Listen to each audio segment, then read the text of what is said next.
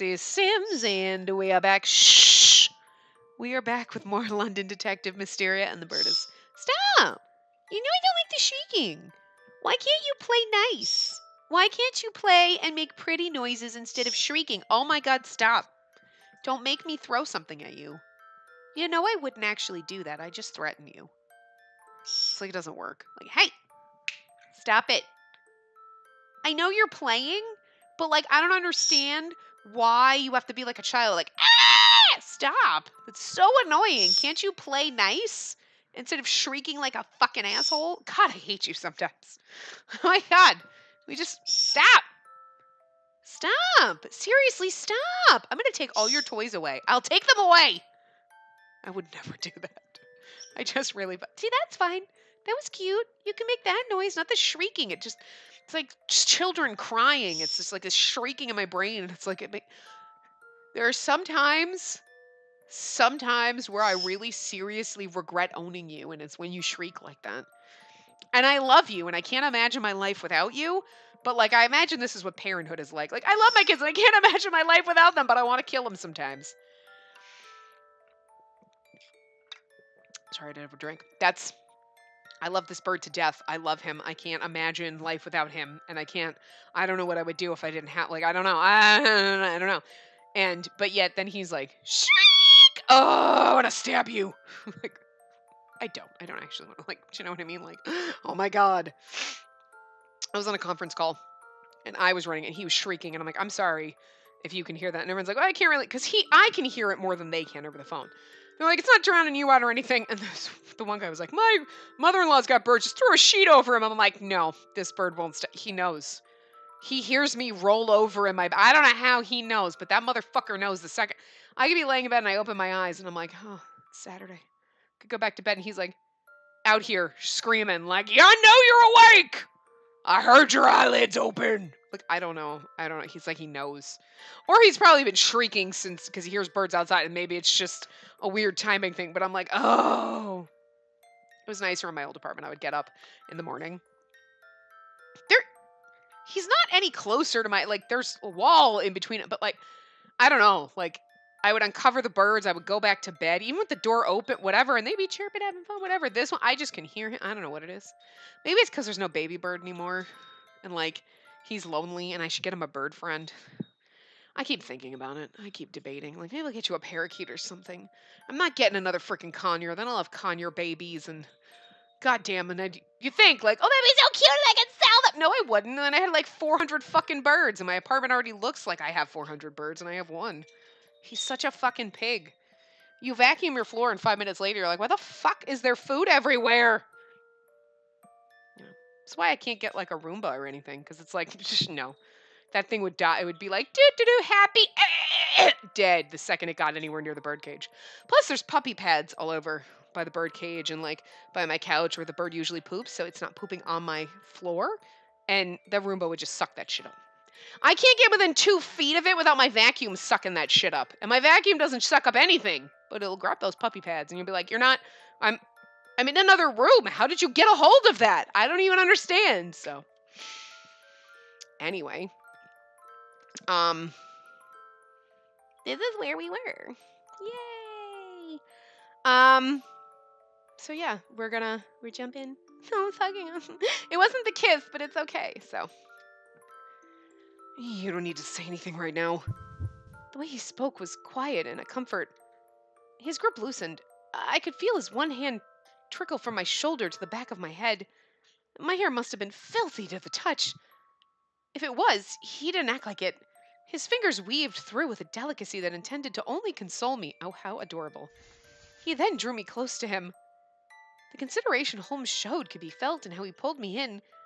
There was a hesitation from worry and willingness from desire, and together it made even the air around us feel soft. This is so warm. Being in his arms felt like a dream.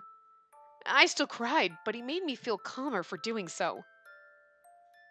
I'm so glad you're safe. His voice was right next to my ear. I closed my eyes. The better to hear that sweet voice, and the better to feel the way his arms wrapped around me. I didn't have to see to know it. I was safe. And being this safe, I could finally stop crying. Thank you, Holmes. Miss Whitley. I couldn't be certain whether I'd even managed to properly say it to him. All I knew was that I could feel my consciousness gradually slipping from me in his warmth. She just like passed out. She's like, oh. Wow. Okay, we could have done that in the last part. We fucking could. I'm sorry. I am so bad. I don't know. Anyway. Colonel Moran's revenge. This doesn't sound good. This doesn't bode well. I'm not sure how many chapters are left because I don't have my guide up. I wasn't using it anyway in this part, like you know, but I don't even have it to like. I don't have my tablet out because you know. I don't know where to put it now because it will block my TV because my TV is so fucking. But yeah, I don't have it out, so I didn't bother. Like my tablet's just slid off to the side, so I'm like, I don't need it for right now because we're not using the guide, so I don't even have it to open it and go, oh, we're on the second to last chapter or something. I don't know. I mean, we at least have this one left, and then there should be one other one if this is the second to last chapter. You know what I mean? There should be a wrap up chapter. So I don't know. It sounds like we're getting to the climax of the problem. So I don't know. There was a lapse in the time that I could not remember, for I did not dream. Blackness, and then the faint twittering of birds. Opened your eyes to Watson just sitting there with all the fucking Disney animals around him. If we were in his path, anyway. I opened my eyes to their song. You've finally woken up. A pleasant morning to you, my lady. I cannot be sure, but certainly a large amount of time must have passed. When I saw Pendleton, there was a distinct feeling that it had been too long since we last conversed. Or it may have been his features, which were still perfect even when graced by fatigue. Pendleton, have you been at my side all this time? Regrettably not. I simply thought it was about time for you to wake and came to check on you. I slowly sat upright on the bed. As the haze from sleep that stifled the mind began to lift, the events of before fell into an organized timeline. Disorientation left me, and with its loss was the conclusion that the match between Lupin and Holmes could not have possibly been more than a day ago after all. Forgive me for all the worry I caused you yesterday. And worry I did. But you're here now, and I'm glad you are well. After your collapse, Holmes carried you all the way here to ensure your safety. Remember, I was so at ease in his arms that I was lulled to sleep. What a terribly unladylike thing to do, even if I rather enjoyed it. My face and heart gained a sudden pulse of warmth upon the thought. I still cannot believe Holmes is the kind of man who would embrace me so. And then to carry me in his arms? Goodness. Ugh. Pendleton, when you say he carried me, how do you mean? He did as one would carry something truly precious to them. With delicacy, my lady. Oh! That only served to make my heart race with a greater intensity. Pendleton apparently holding no desire to tease me on this issue. Pendleton, apparently holding no desire to tease me on this issue, then reached into his pocket and presented a piece of paper. He handed this to me after entrusting you to me, incidentally. Is it for me, then? I immediately recognized the neat handwriting as Holmes's and read it aloud. I intend to take a leave of absence from the academy. In that time, I would prefer you live as you always have. Please refrain from associating yourself with me. What is this? It's like a breakup letter. He's just trying to protect us, but... He also advised that you take expert caution of your surroundings and allow me to guard you. He did? He did. I was to pass along the message to you once you were awake. The rapidness of my chest changed from pleasant to piercing, at first dull, and yet there was an underlying pain I could not make sense of. How could he tell me to stay away from him? He would say this after how kind he was? How close we were? This can't be true. Your face tells me that you don't want to accept this. Be that as it may, I do hope you will try to understand his state of mind when writing this letter. And this was no easy decision on his part to make. I understand that he doesn't want to put me in danger. But Holmes cannot resist a case, and I wish to do what I can to help. And there's so much I dearly wish to discuss with him. Well, my lady, if you'll excuse me, I must prepare your breakfast. Holmes has done so much to help me since we met. I only wish I could do the same, to be his support rather than a hindrance. While swimming in dampening thoughts, I noticed something on the table next to the bed. Ow. I forgot to give his gloves back. Why did he have to give them to me? Why did he have to give me his gloves and be a gentleman? Anyway, his fingers must have been absolutely frozen in that weather, but he endured without the complaint just for me. Why did he do something so kind as if it meant nothing? My hands were shaking because it didn't mean nothing? Girl. My vision blurred again. What is the matter with me? I've never cried like such a child before, except for when I was a child. I wonder if Holmes is off fighting alone again.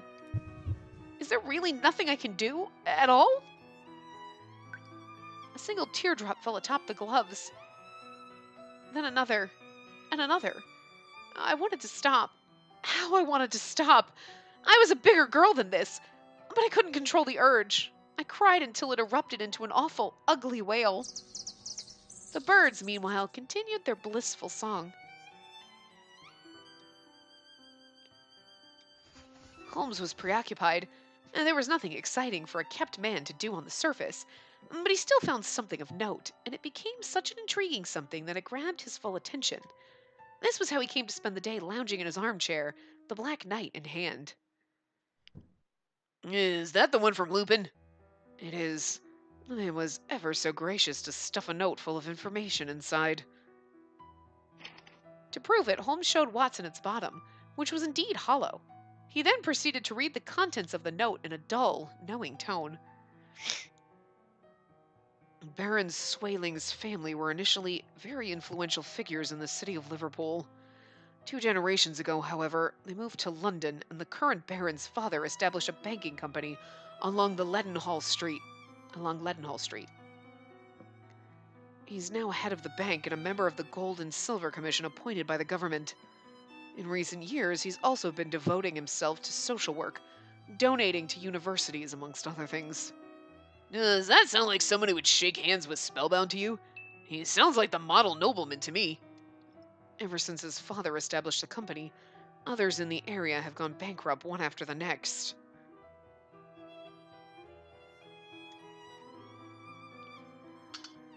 Some cases were due to simple financial difficulties, but others had key executives go missing, or even murdered in muggings.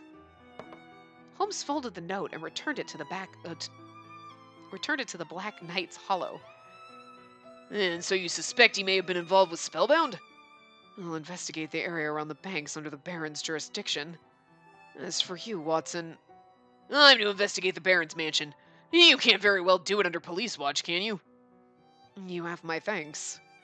I have to say, for someone who's been given an incredible lead, you're looking far too glum. That's just your imagination. I'm thrilled. Are you? And I want to ask you something. You sure you're satisfied with how it's been handled? With Spacey? I think putting so much distance between you two without explanation will only hurt her, really. I chose the best way I could to ensure her protection, and that's all. Without considering her heart? What if the news has left her sobbing? Watson understands what it's like to be a girl. He's so in tune with his feminine side. It's the Disney princess. Hold on, I need a drink. Sorry if you can hear me slurping. Very thirsty. Throat is so dry. Too much salt and food for dinner, Jesus. I wonder how someone so bright can be so beef-headed sometimes. I really do. Must I sit here and bear being called an idiot by you? You're afraid, aren't you? About if you can protect her or not. I've never seen your confidence so shaken before. A man needs courage and then some to look after a woman properly. You make it sound so simple. Do you have any idea how difficult it was for me to make this decision? How can I know? The harder the situation is on you, the harder you work to push everyone away so you can solve it yourself. It's always been that way. How do you think it makes me feel to watch you suffer in silence? To notice how you never turn to me when you need someone most? For God's sake, Holmes! Watson, Don't do something that would just make her cry, Holmes. It's getting harder for me to watch the two of you, you know. Frustrated as he was, Watson still gave Holmes a light, encouraging pat to the shoulder before retiring. Perhaps it worked. Perhaps it did not. Whatever the answer, Holmes merely stayed in place to further contemplate his misfortunes. So broody. So I lack confidence, do I? There we have it. You truly do see through everything. Well, well. Baron Swaling must be right bang up to the elephant if his mansion is any indication. Right bang up to the elephant! What the... The game does warn you, like, all the language, and there's some, like, racist shit in here, like, obviously. Like, whatever, to make it true to the times, but I swear to God, they literally went, like, what would they say back in ye olde times? Must be right bang up to the elephant. Can we just all agree that we're going to adopt certain things? Like, I really need us to start saying balderdash now. Balderdash. Poppycock. Shenanigans. People still say shenanigans, but not as much as we could. But I think we need to institute saying these words and also like, well, he must be right bang up to the elephant. Does that mean he's rich as fuck? Rich AF? Because I really think instead of being like, he's rich AF, we need to be like, he's right bang up to the elephant. While wearing our fedoras. Not ironically, just wearing them because they're cool and don't be a hipster. You know what I'm saying? Like, I just... Man. God. Just gotta bring back the old language, man. So much jazzier. Like, damn. Anyway. We're gonna read this again because this was impressive and I just had fun with it. Well. Baron Swaling must be right bang up to the elephant if his mansion is any indication. I can't help laughing as I read that, though. And he owns all the land here, too, does he? Beyond magnificent gates worth more than most make in a year was a mansion worth more than what most would see in their lifetime. I love it when they're like, I'm reading a book. My Plain Jane, I highly recommend it. It's not a book that I normally would have read, but I got it in my Owl Crate subscription, and like, I gave some books away for like donated some books over Christmas. Ones that came in there that I'm like, oh, like contemporary and like romancing. I'm like, I like the science fiction, the fantasy kind of things. Like, and a lot of them are like, that's so cool. This one is basically like a retelling of like Jane Eyre, but it's 3 women that wrote the book, and there's 3 different perspectives. It goes Charlotte Bronte, who I'm assuming wrote Jane Eyre, the character, and then there's this other character, Alexander, and like. It takes you a minute. It's so written well. They'll be like, now, dear reader, and they like pop in and like tell you things, and there's such a humor in it. And there's also a part where I was reading it and I'm like, wait, are they? This sounds like fucking Copacabana. Like and I swear to God, it is. There are so many little tiny Easter eggs. There's literally a part where Alexander introduces himself like, you killed my father. Prepare to, and I'm like, no, they fucking didn't. Oh my God, there are so many fucking goddamn little Easter eggs in this book that there's no way you could get them all, but it's so well done and it's amazing. And it's such a good fucking book. It is so good. But, point being, that was a rant. It wasn't really a rant, it was a ramble. But in there, they're offering Jane Eyre like a salary of like £5,000 a year. And I'm like, and she's like, oh my God, like that's exorbitant. And I'm like, that's adorable. Like, they're like $5,000 a year. I know it's pounds different, but like still, oh my God. Like, So I'm just imagining this magnificent gates where those gates probably cost $400. Oh dear. Like, I just think about it. Like if you rolled up in old timey England, like right now, you just popped in and you're like, boom. So, okay. Oh my God, you have 60 pounds on you. And you're like, I got like $250 in my wallet that I don't know what to do with. I don't use cash. I'm like, I don't know how to work this. I need to. I'm like, wait, so I gotta go to the bank to deposit. Oh, can't I just take a picture of the cash and like, if my mom ever writes me a check for anything, I'm like, good, I can mobile deposit. Cause I'm like, I'm not going to the bank. Woman, just go to the bank and transfer money. Mobile transfer. I can't. I just don't. Like, oh my God, I gotta go to the bank. But like, I just think it'd be so funny. They're like, I have a whole pound on me, like a whole dollar. And you're like, shit, could you just imagine Like, the money we have. I mean, I want to go back to a point where there was, like, indoor plumbing. Don't get me wrong. And people bathed and weren't afraid of water and didn't think you were going to die because, like, gross. But I would love to make my fucking salary in old-timey fucking England because I'd be like the fucking queen, motherfucker. Like, the queen makes, like, 10,000 pounds a year. Whoa! She's poor compared to me. I mean... You're like, holy shit. So I'm just imagining more than most make in a year. Literally, they probably cost $100. It's just, oh, it's a simpler time. So much easier. I mean, inflation, but you know, still.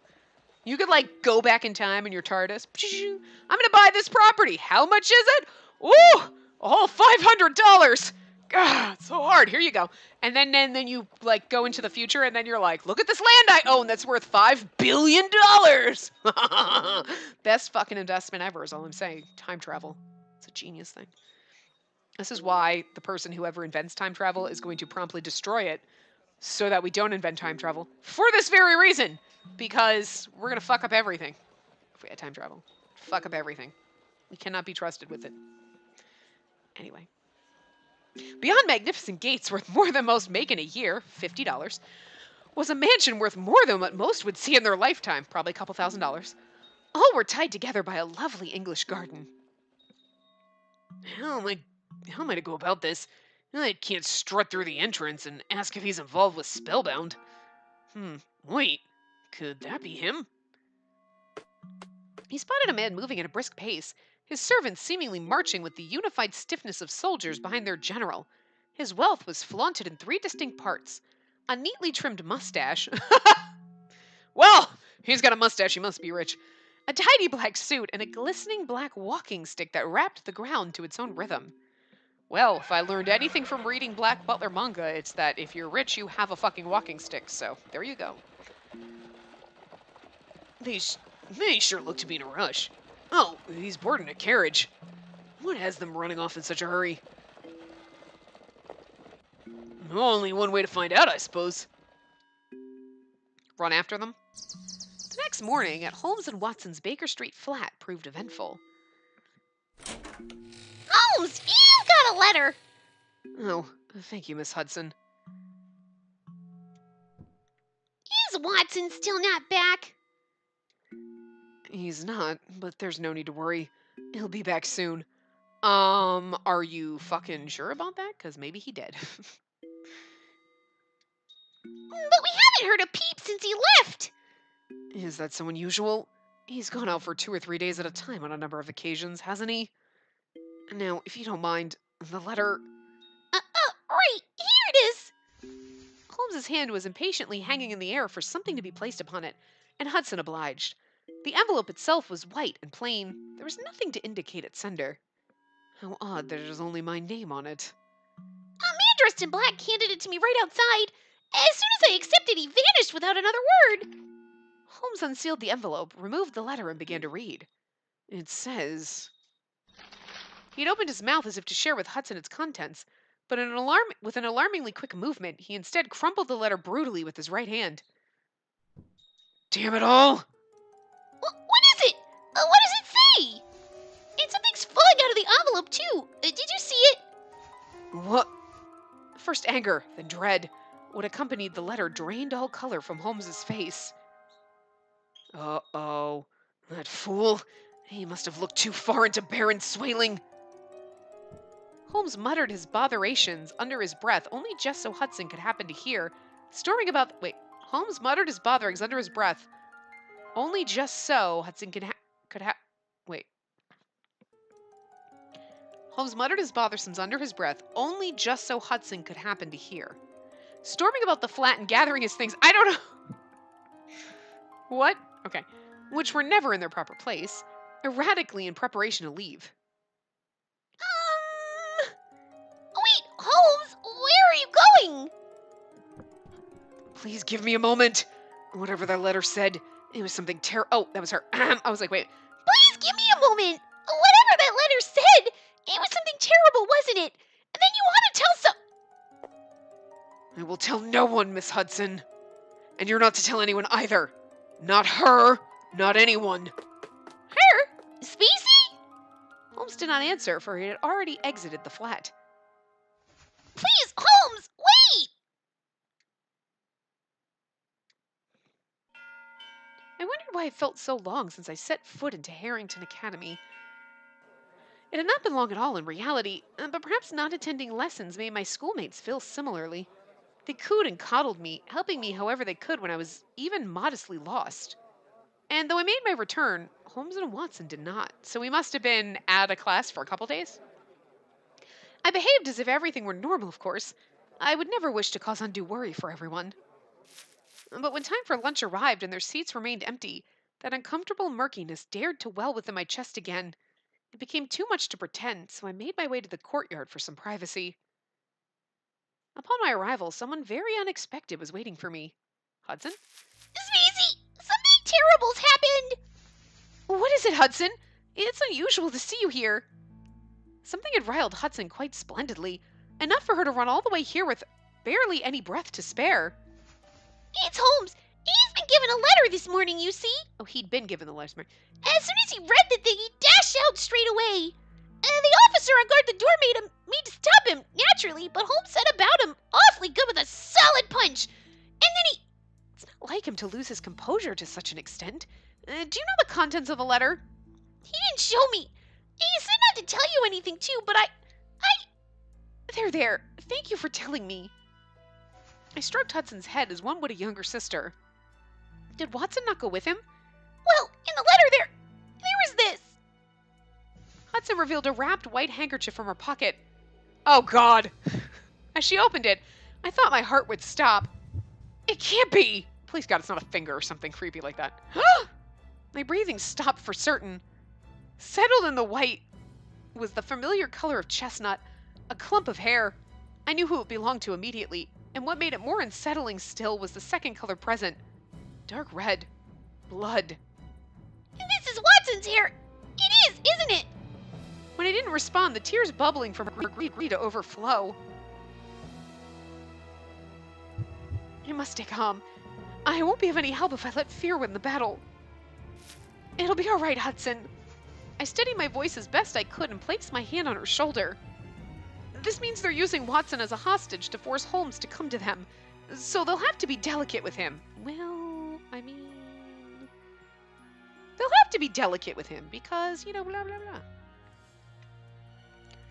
But that's blood on his hair, isn't it? You and I know what an ox he is. A bit of blood won't be enough to hurt him.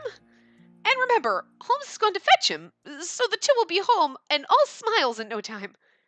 I suppose you're right, but I can't help it, Spacey. I could not blame her. I knew very well how fanciful my words sounded. Here's the thing, he crumpled the letter. He didn't take it with him. She should have grabbed it. What on earth was Holmes thinking by going alone? Was it the danger? Did he not want to chance anyone else's safety? Or did he think I would be a hindrance to his efforts? It was a pitiful thought, but the more the possibility lingered, the more the morning's tears threatened to come right back. I want to help him, even if my effort is small. I want to save them. But what if trying to help results in something worse? Determination became hesitation, swirling around and tightening my throat in a grip that made it difficult to speak. Was this the most I could do? Oh God, I hope we don't have a choice of do nothing or do something, because I don't know what to do. What would be the right one to do? You know what I mean? Doing nothing would be a bad idea, but doing something could also be a bad idea. I don't know. I want to ask you a favor, Spacey. Hudson? Please save Watson. No, save both of them. You're right. Watson is an ox, and Holmes is strong in his own right. We've seen how they are. But their strength alone isn't going to cut it. They need you. Holmes needs you. Why? Holmes has a talent for knowing when others are lying, but he's just awful at telling them himself. All I said was that we should tell someone, and what did he say? Not to tell you, whilst he was in a panic. That just says how much you're on his mind, doesn't it? She's so fucking intuitive for an annoying little 14-year-old. She's adorable and annoying. I do love her. It's kind of like when you're that character, she's so annoying. It's the voice I gave her. It's annoying, but she's still cute and I kind of love her. I don't know. I can't imagine that was why he mentioned me. I'm more involved with this than most others, so it's only natural to Ugh! This is all Holmes' fault for not being nice enough to you. You were so strong, and he's molded you into this meek lamb. Ugh! He's a first-rate detective, we all know that, but I ought to tell him off for being a second-rate gentleman. Me? A meek lamb? Hudson, Pardon me, my lady. I had no idea how long Pendleton was behind me, but if he happened to be there a while, he only chose now to speak. He's been... I love how Pendleton's like, he just pops out of the bushes like, okay, pardon me, and you're like, what the fuck? Pendleton, have you been... I'm always hiding in the bushes behind you, my lady. It's just what I do. I have to make sure to protect you. You know, when, like, people have you and they're going to kidnap you and I just shoot them from afar. That was you. Of course it was. What do you take me for? I fucking love it. Why does his hair look pink right now? It's the lighting. How did he even enter the grounds? He didn't look the least bit like a student. There you are. You're the girl trespassing, I presume. Then are you the man trespassing, Pendleton? The guards at the gate were in quite a frenzy after an unidentified girl skipped along past them, so I offered to search for her. They're not mad with me, are they? They are not, but I cannot approve of entering private property without permission, even if your reason for doing so does concern Holmes and Watson's safety.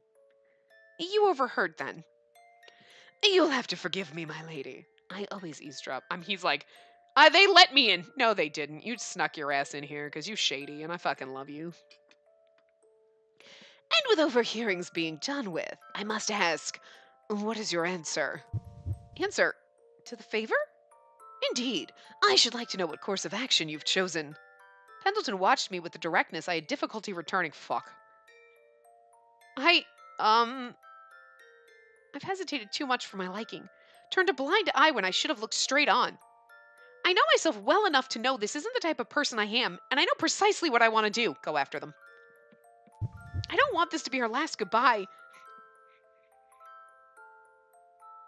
The last goodbye. Okay. So, If I'm afraid to lose someone I love, then there's only one thing to do. I want to help Holmes, and I need your support, Pendleton. And then I have two conditions for doing so. Pendleton continued as if the answer were expected. 1, I am to remain by your side at all hours until this case has seen its end. 2, upon its end, you must never meet with Holmes alone under any circumstances. Will you honor these two conditions? Yes, I absolutely will. You must never meet with Holmes alone under any condition. That's going to be real awkward at some point with you hovering about us. Like, Pendleton, can you just avert your... Is this a threesome now, Pendleton? Because, like, well, talk about birth control. Pendleton's always in the room. I mean, you know I love Pendleton, so I'm like, okay. So, Pendleton, is this a group thing now? Like, that's really weird, but...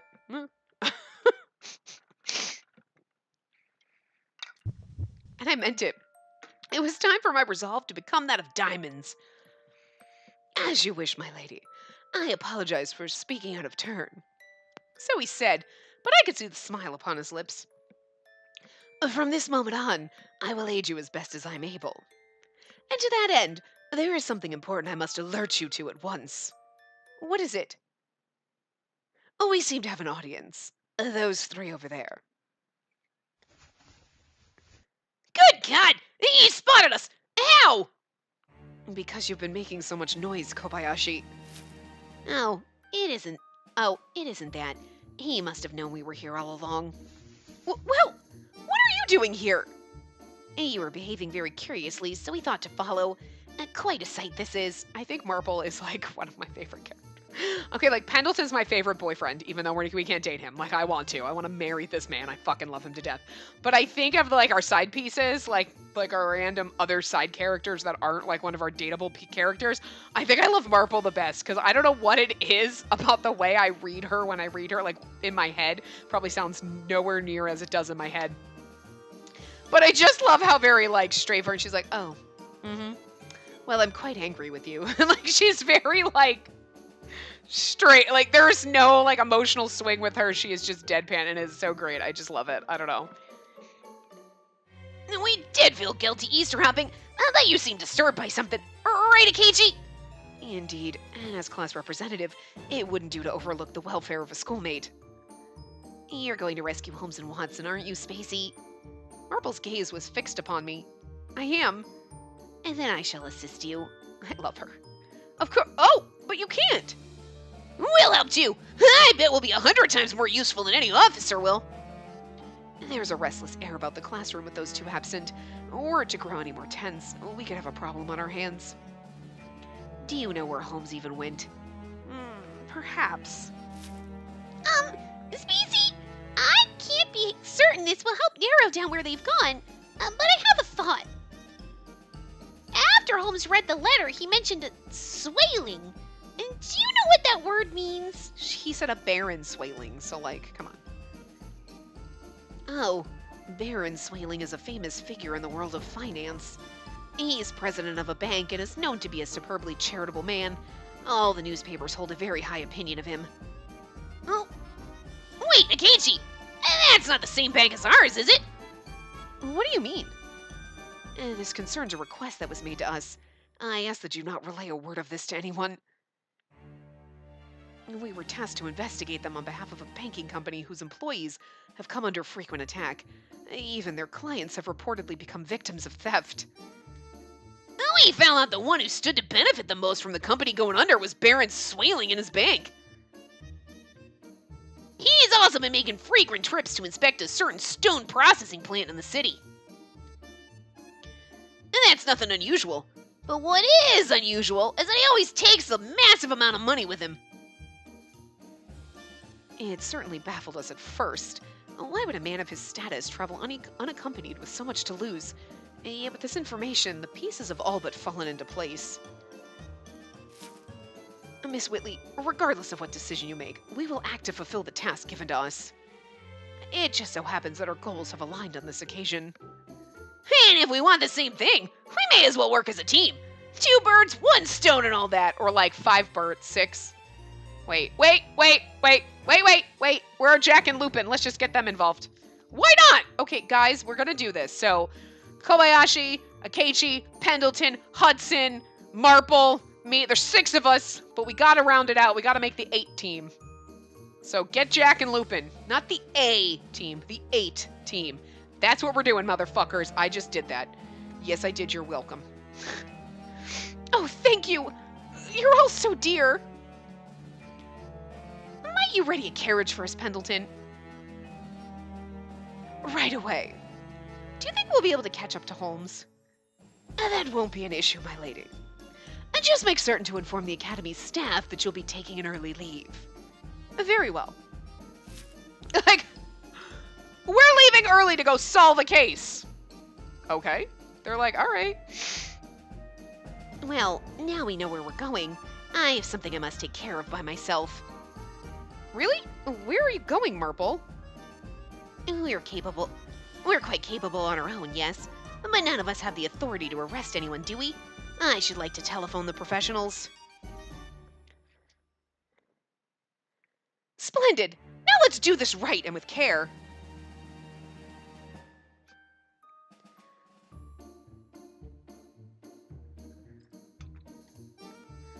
With our course newly clear, the remaining party left whilst Hudson and Marple set off towards the stone processing plant near Hampton Court Park.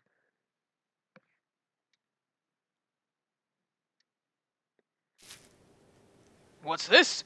You really came alone? You said to come alone, and so I'm here. Ensnaring me, my father wasn't enough, was it? You had to do the same to Watson? The area in which Holmes stood was Hampton Court Park, reached by following the Thames upstream and heading west across London. Holmes's destination had been a processing plant for stone in that area of the city. Yet the fog had been thick around him, resulting in a misstep. He strayed from the road, and the severity of his mistake made itself evident when he was surrounded by Spellbound's rank-and-file members. Are you that concerned for your assistant? Rest easy, then. He is alive, for now. And where might he be? That's a topic for a later time. He's alive, as you will be when we escort you to Colonel Moran. Your timing is rather apt. It's only a matter of time before the contract signing with Swaling is complete, so he's sure to be in good spirits. Your friend may not be entirely in one piece when you reunite with him, but you'll have to forgive any tantalizing indiscretions on our part. That sounds like you sexually assaulted him. That's, wow. He's that close to signing the agreement, is he? And now, a query for you, Holmes. Which is your dominant arm? Right, left, or shall I crush both arms to bits? Your father cost Conan Moran the use of his sniping arm. Retribution is in order. Bah. What your boss suffered at the hands of my father means nothing to me. Take that nonsense up with him, not me. When I speak with you, I begin to understand how the Colonel feels. I want to make bloody rags out of you.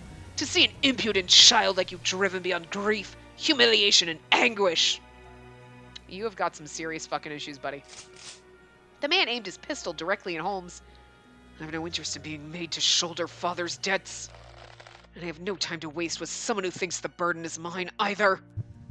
With a calculated slothfulness, as if he took joy in watching dead men squirm, the man pressed his finger against the trigger. Holmes, get down! What the devil? I'm assuming it was Pendleton. Or it could have been one of the cops. Holmes reflexively dived to the ground, and not a moment too soon, for as he did, he heard a series of bangs so loud they nearly ruptured his eardrums. Probably a cop, I'm thinking. No. Oh, or a series? How many of us are carrying guns? Anyway. Get to it, Akechi! I love when that comes up like that. It actually pauses just like at the CG, but it's not, so I knew well enough without the reminder. Kobayashi tossed as many firecrackers. Ah, okay. I should have known the sound sounded weird, but like, as he could hold, Kobayashi tossed as many firecrackers as he could hold onto the surrounding area, freezing his enemies to the spot. The speed of Akechi's blade was but a passing glint to each of them. What are you do? We'll explain later. You brats! How dare! Gah! At last there was the sound of a gunshot, but it was not from the man who intended to fire first. Upon the firing and a sharp clank, his own gun went flying out of his hand. Because Pendleton's a motherfucking crack shot. I believe that will do for you. Shit! I love that! It said there was coarse language. Shit! Well, bother. Oh, fuck. We swear on this channel, so it doesn't matter, right? I've given everything I have in support of Conan Moran. You... Spare your excuses for the man himself. I'm not interested. Gah! Holmes buried his fist into the man's abdomen, causing him to collapse to the ground before he could speak. I'm sorry, but this is just fucking... This is just fucking amazing. He looks... Especially the way they drew him, drew the sprite in this, like, so Elfin Prince right now with the fucking guy. I can't handle Pendleton. He's so fucking amazing. Pendleton is the best. My apologies. My aim was slightly crooked. I intended to aim for his dominant hand to match the superior he also reveres. But alas. Are you alright, Holmes? Are you hurt? Miss Whitley, what in God's name are you all doing here?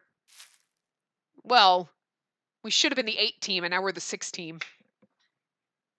Doesn't make as much sense. Not as much fun. Anyway, what do you think? We're here to save Watson. Of course, with Watson and Holmes, we'll be the 8 team, but we heard an interesting something from Miss Whitley as well. Specifically, that if we can capture Spellbound and the Baron at the scene of their contract signing, we can prove you and your father's innocence.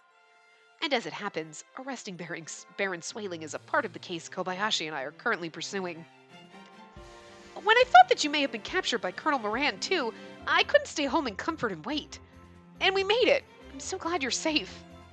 Miss Whitley, I'm so glad. I'm so glad, but I'm not allowed to be alone with you, but I made a promise. Holmes's eyes seemed to quiver briefly with emotion before he collected himself. You fret for naught. To allow oneself to be captured is a perfectly valid tactic. When they have Watson as a hostage, as long as that holds true, charging into enemy territory unprepared is folly. Watson is dear to you, isn't he? then we can't afford to make mistakes. And I want to be part of that. So please, Holmes, don't leave me. Don't leave us behind again. I was like, behind again. I read that wrong. It was so good. It was such a good, like, don't leave us behind again. No doubt Holmes was used to rejecting the many hands extended to him. I would not accept the same rejection. His suffering alone became now mine, and I could no longer carry its weight. Holmes closed his eyes. His brow was now heavily wrinkled. It wasn't because he was angry. I knew him well enough to recognize it was the same expression he always wore when trying to work out an answer within himself. I'd spent enough time with him to know all of his faces. I believe in my own capabilities. When he opened his eyes again, he did not face me, but kept his gaze steadfastly downwards. I believe that in times of need, it is my own skill that I can rely on most. But right now, I wish to believe in all of you the way I believe in myself. So I'll do just that. The answer had been found. When he lifted his chin to meet eyes with each of us, one after the other, we were introduced to a new glow in him, a fire that had not been present before, a brilliant resolve. The road to victory is open to us. In order to rescue Watson and prove the innocence of myself and my father, I must ask each of you, please help me. His earnestness was in the strength of his shoulders, which stood strong against nerves, the slight pursing of his lips, which waited with hope, his flushed cheeks, which grew redder still with the need for an answer. Holmes had changed in a way that made him beautiful to me. Because he wasn't before? Damn, girl. He always presented himself with confidence alone, but there was a radiance he earned upon learning that help was not a sign of weakness. Holmes. You want help? Capital! We were gonna help even if you said no. We all want the same thing, and together we'll see it through. Perhaps then becoming conscious of how he had done something unlike him, the flesh of his cheeks twisted into something less earnest and more embarrassed. He looked to me last. What about you, Miss Whitley? Holmes, do you mind if I stay with you? There was still that dark murkiness I carried upon the question, but I could wonder why I feared for his answer, or I could do as I did, stand tall and ask. Don't be daft. Looking to anyone else for that answer will do you no favors. You ought to decide for yourself who you wish to stay with. Well, if that's how it has to be, then I will. Holmes hardened at the response, attempting to resume his usual demeanor. But he could no longer trick me. This radiance of his was too rich to disguise. Silly question, Pendleton. But why does she look so happy when he's being so rude? Why, indeed? At the time, Pendleton had been occupied with the belongings of the now-collapsed man who engaged Holmes. After a minor investigation, he rose to his feet and revealed his findings. My lady, Holmes, please take this. Is this a map? It is, and I speculate it's showing us where the contract is to be signed.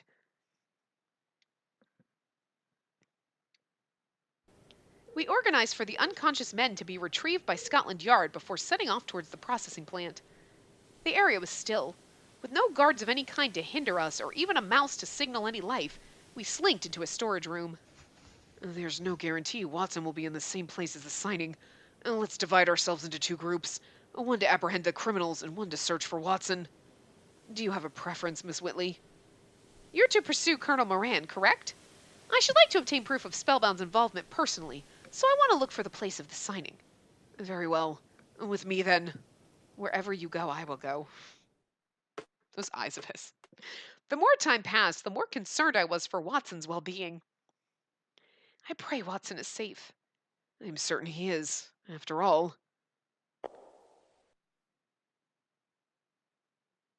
Oh, he still makes a useful hostage. Was that what you were going to say? What? The voice seemed to pulsate into the room from nothing. Worse, our senses, keen as we had hoped them to be in this situation, had failed to warn us of Spellbound's many members circling in. Well, if it isn't Holmes Jr., what does a man suspected of murder want with us, I wonder? Shall I greet you as welcome guests? Or must I bring the belt on our intruders the Spellbound way? He just looks shady as fuck, don't he? A blonde-haired man stepped into the scene with an airy elegance. He was well groomed and dressed in a military uniform that equipped a saber to his waist. all fitting for one whose severe features reflected that of a cold man.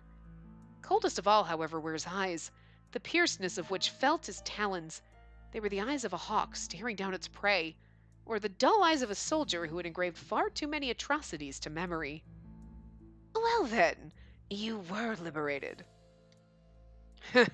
Is your father well, Holmes Jr.? Who knows?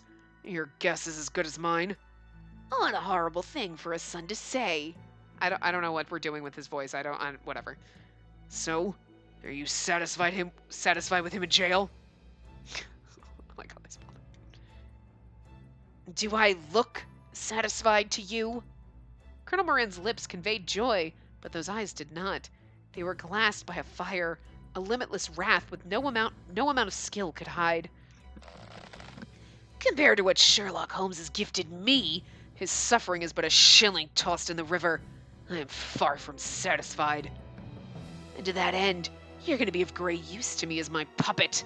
Naturally, you don't have the right to refuse. Then I shall make a request of you as well, then. Tell me where Watson is.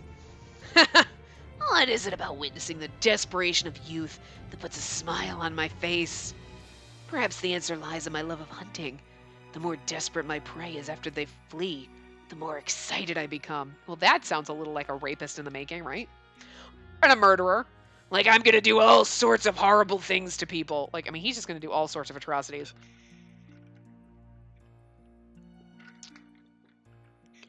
Meanwhile, on the battlefield, those who fall to glory are those desperate to the point of idiocy. What matters more on both the hunt and the battlefield is passion and time. What are you babbling on about? What's that sound? The mechanical clicking of machinery in motion could suddenly be heard around us. I would be remiss if I did not mention that very soon this entire factory will begin routine operation. With every new clack, the area outside the storeroom seemed to thunder even more boisterously with noise. Your dearest assistant will be in, I shall call it, an unfortunate position once everything is fully operational for the day. What does fate have in store for him? Being cut to pieces? Drowned? Burnt alive? Melted to his bones? Knowing you, it's probably all of the above. Whichever it is, it'll be a difficult sight for you, I'm sure. No! If you want to save him, you'd best hurry. Just be aware that the hunt is in motion. We won't have you scampering off now that we have you in our playground. I've said my piece. Now show me what your passion gains you. Fucking somebody just kill him. Pendleton! Shoot him. Colonel Moran then turned to the rest of Spellbound's members. This is where you're like, Pendleton, I command you to kill them all! And he's like, dude. This is not Black Butler. I am not Sebastian. I am not a demon. I cannot do this. Come on, Pendleton! Come on, what kind of a butler are you? You're setting a really bad precedent. I'm going to tell you something. Pendleton is not a demon or an elf prince. He's literally just a human being who's gorgeous, but he could still kick the fucking shit out of all these I just be like, Pendleton, go! Like, he's still a fucking monster. Like, and I mean that in the best way possible. Like, he is just a monster. Like, he will tear them to shreds. And he'll just have so many quips and just be goddamn gorgeous as he does it. Choke some people with his hair. I'm just saying. You know you're thinking, you're like, yeah, I can see him doing that. Anyway. I have something to attend to. Take care of the situation here. And so upon his command did the underlings draw their weapons and charge. Go and search for Watson.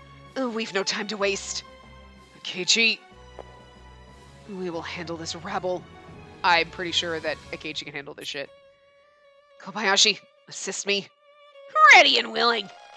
Go ahead, Holmes. One of us needs to save Watson. One of the assailants collapsed in pain as a round from Kobayashi's slingshot smacked him. It's just funny they're being bested with a fucking slingshot. I mean, Akechi is a fucking sword. He will fucking cut you. But like, Kobayashi's like, rocking a slingshot, and they're like, ow, my eye! Idiots. Right. I don't know what that was. With the blessings of our allies, we continued. Pendleton, I must ask you to take care of something. Is this urgent, my lady? Quite. You see, after parting ways with Pendleton, Holmes and I alone were in a rush to find Watson. You promised you wouldn't be alone with him. Colonel Moran said he was going to have Watson moved inside this factory. And there can only be so many paths that lead within from the outside, right? Indeed. We simply have to find the right one before they take him. Though the fog made searching in detail a trying task, we paced from entrance to entrance in hopes for any sign of our friend. Pacing, checking, pacing again, scrutinizing, and pacing again. Watson! Our thoroughness was soon rewarded when we spotted Watson being dragged by several members of Spellbound. The sight was appalling. He was unconscious. His legs, chest, arms, and all were tightly bound with rope. The most unsettling part of the sight was the blood soaking his shoulders and head. He's badly hurt. We need to rescue him before it's too late. Yo, that wouldn't be fun for Colonel Moran. You're gonna put an unconscious man into, like, whatever fucking blender you're gonna put him in, and he's unconscious. Don't you want him awake so he's screaming in pain? I mean, I'm just saying. You know, because then they would have to wait. You're like, wait, we gotta wait for him to... Is he still unconscious? Well, this just foiled all of our plans. I would have gotten away with it, too! Miss Whitley, I should like you to wait here for 3 minutes. Why 3? Wait, Holmes! Hold on, I don't have a watch! 1 Mississippi, 2 Mississippi, 3 Mississippi. Before I could finish asking, Holmes barreled before Watson's captors. Holmes, what are you... You, Holmes? This a bleeding joke? You think you can take on the whole lot of us alone? I don't fucking know what's happening. Don't forget that we have a hostage, your beloved assistant. Yes, I'm aware. Now, if you don't mind, he and I have business. If he can ever be asked to wake up from his lazy catnap. Huh? What do you mean? You listen here, Holmes. You watch who you're calling lazy. Proving not to be unconscious after all, Watson bolted upright and headbutted the man who was talking to send him skidding across the ground. What? Watson? Should he be doing that with those injuries? How can you be conscious? Certainly the men were as shocked as I was to see him healthy as can be. I don't know what I'm doing with the voices, man. We're just trying some new shit. We're just going all over the place. You have my compliments for playing a nearly dead man so well. By your standards, at least. Holmes's fist made contact with the man's jaw as it arced upwards. I put a good bit of effort into that blood. See, Watson literally has a head injury because he can't speak properly. Rather proud with the results, too. The rope which bound Watson loosened with little effort. Well, now, I'd say I'm ready to have a turn with him. Let's put our backs into this, Holmes. His arms now free, Watson broadened his shoulders and readied himself for a true brawl. Of course, you'll need to make up for all that resting. It was as if they planned this all along. The two, with their backs against one another intuitively, were assured a fast victory. Could it be that he was never injured at all? He had me fooled. Everyone has you fooled, let's just face it. When I had first seen those hairs of his, anxiety and fear swept over me at such a rate that I didn't have the presence of mind to consider any other such possibility. And I wouldn't be too proud of that blood if I were you. The sample on the clump of hair wasn't nearly muddy enough in color. And where was the iron? Not anywhere I could smell it. Oh, I'm sure you believed it for a minute or two. More like a second.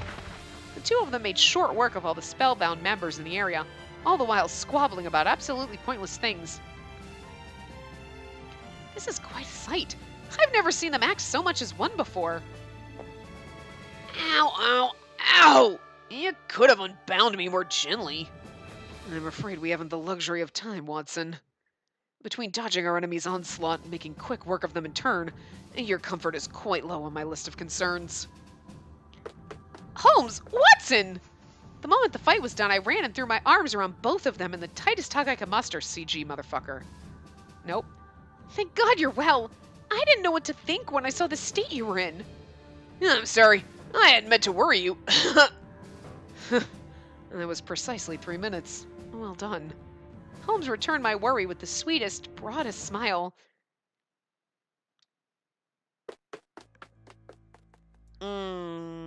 this is a good place to stop it because we got time. So I'm going to wrap this part up here and we're going to continue in the next part. So I will see you guys next time. Remember to give the video a big thumbs up and subscribe to see more.